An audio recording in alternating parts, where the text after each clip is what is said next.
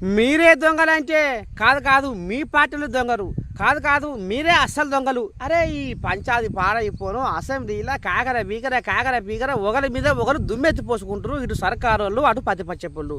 అసలు ఎవరిది తప్పు ఎవరిది ఒప్పు? మరి జనాలు ఏమనుకోవాలి ఏంది ఏం కథ? ఒక పిల్లగాడు మాత్రము పూస కూర్చున్నట్టుగా తోసిపోకుండా చెప్పిండు. మనం ఇంటే కదా అర్థమయ్యేది. చూద్దాం పారి పిల్లగాడు సంగతి ఏందో. ఇక ఇటు సర్కారుకు అటు పచ్చారికి తగ్గ పంచాది కాబట్టి మంది సొమ్మును మీరే మింగిర్రు అంటే లేదు లేదు, మంది కొంపలు మీరే ముంచిర్రు అంటే ఇగో ఈ రకంగా తిట్ల పురాణం ముంగటేసుకొని అసెంబ్లీని ఏ రకంగా ముంగట తీసుకుపోయి జనాలను పిచ్చోళ్ళ చేస్తుర్రో ఇగో ఈ పోరగాడు పాఠం చెప్తుండు. చెవులు నిక్కపెట్టి మంచిగా ఇనురు జర.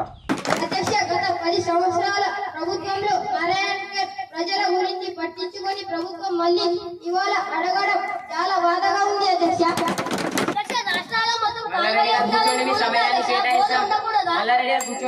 కాబట్టి మీలాంటి లెక్క తెలుసుకోలేని పరిపాలన కాకుండా 10 తరాలు నా నియోజకవర్గ ప్రజలంటే నాకు శ్వాస, వారే నా శ్వాస అధ్యక్ష.